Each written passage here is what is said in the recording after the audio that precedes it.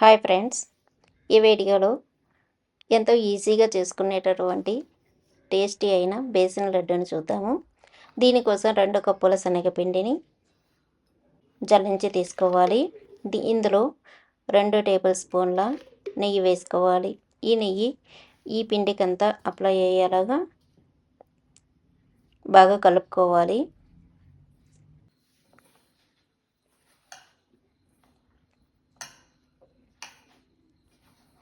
ఇలా బాగా కలిపికున్న తర్వాత దీనిని ఒక 10 నిమిషాలు మూత పెట్టి పక్కన పెట్టుకోవాలి. ఇప్పుడు ఒక బాణలిలో ఒక 1/4 కప్పు వాటర్ వేసుకొని 3/4 కప్పు షుగర్ వేసుకోవాలి. ఏ కప్పుతో అయితే శనగపిండి తీసుకున్నామో అదే కప్పుతోటి 3/4 కప్పు చక్కెర 1/4 కప్పు వాటర్ వేసుకొని బాగా కరిగించుకోవాలి. ఇలా చిన్న మంటలో దీన్ని బాగా కరిగించుకుంటూ ఉండాలి. దీనిని కలుపుతూనే ఉండాలి.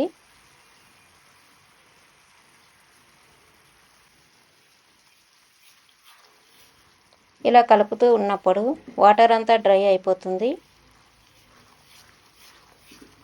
ఫస్ట్ టైం చేసేటప్పుడు కొంచెం కష్టంగా ఉంటుంది, అందుకని చిన్న మంటలో పెట్టి చేసుకున్నట్లయితే ఈజీగా వస్తుంది. ఇది ఎవరికైనా కూడాను. ఇలా వైట్ కలర్లో చక్కెర మారిపోతూ ఉంటుంది. వాటర్ వేయకుండా చేసుకున్నట్లయితే అది క్యారమెల్ అయిపోతుంది. ఇలా వాటర్ వేసి దీనిని బూరా షుగర్ అని మనకు బయట కూడా దొరుకుతుంది. ఇది ఇలా వాటర్ అంతా డ్రై అయిపోతుంటుంది.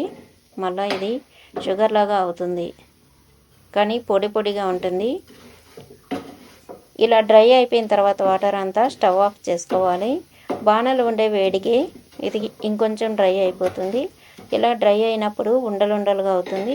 దీనిని మనం పప్పు గుత్తితో కానీ లేకపోతే పావు బజ్జీ ప్రెస్ చేసేటటువంటి ఉంటుంది కదా, దానితో కానీ ఇలా ప్రెస్ చేసుకొని పక్కన పెట్టేసుకోవాలి. పొడి పొడిగా చేసేసుకొని ఇప్పుడు మన శనగపిండి ఓ 10-15 నిమిషాలు నానిన తర్వాత దీనిని జల్లించుకోవాలి.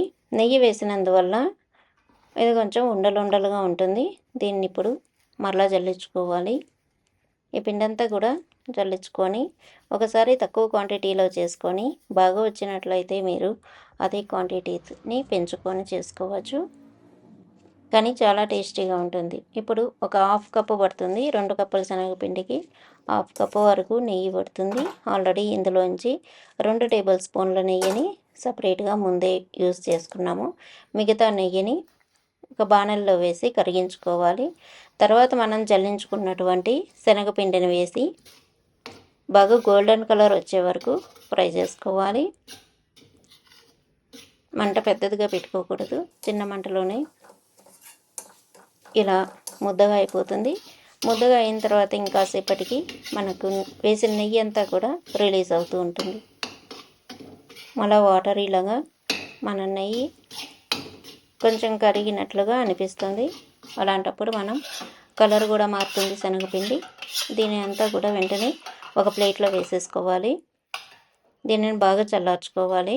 బాగా ప్లేట్లో వెడల్పుగా తీసుకొని ఓ 10 నిమిషాలు పక్కన పెట్టుకున్నట్లయితే చల్లారిపోతుంది. ఇది ఎవరైనా అర్జెంటుగా స్వీట్ కావాలి, ఎవరైనా గెస్టులు వస్తున్నారు అనుకున్నప్పుడు, లేకపోతే దేవుడికి పెట్టాలి, ఫ్రైడే ఏదైనా వెరైటీగా అన్నప్పుడు కూడా ఈ బేసన్ లడ్డూని ఇలా చేసుకోవచ్చు. డిఫరెంట్గా ఉంటుంది. మనం బూందీ పట్టే పని కూడా అవసరం లేదు ఈ లడ్డూకి. ఇలా పొడి పొడిగా అయిపోతుంది. దీనిని ఇంకా జల్లించాల్సిన అవసరం లేదు. ఈ బూరా షుగరు ఇదంతా కూడా మన పిండిలో వేసుకొని బాగా కలుపుకోవాలి. పిండి చల్లారిన తర్వాతనే వేసుకోవాలి. ఒక 2-3 యాలకులు క్రష్ చేసుకొని ఆ పొడిని కూడా ఇందులో వేసుకున్నట్లయితే మంచి సువాసన వస్తుంది, మంచి టేస్ట్ కూడా వస్తుంది. దీన్నంతా కూడా బాగా కలుపుకోవాలి. బాగా కలిసింది అనుకున్నప్పుడు ఇలా మనం ఉండలు చేసేసుకున్నట్లయితే మనకు ఈ లడ్డు అనేది రెడీ అయిపోతుంది. మనం శనగపిండి వేయించుకునేటప్పుడు పచ్చి వాసన పోయే వరకు చిన్న మంట మీద ఫ్రై చేసుకోవాలి. ఇందులో కావాలంటే పైన డెకరేషన్ కోసం జీడిపప్పు కూడా పెట్టుకోవచ్చు వేయించి,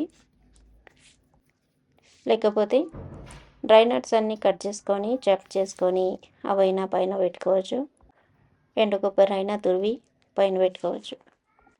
ఈ లడ్డు మీకు నచ్చినట్లయితే మరిన్ని వీడియోల కోసం సబ్స్క్రైబ్ చేసుకోండి నా ఛానల్ని. అలాగే లైక్ చేయండి, కామెంట్ చేయండి. తప్పకుండా తయారు చేయండి.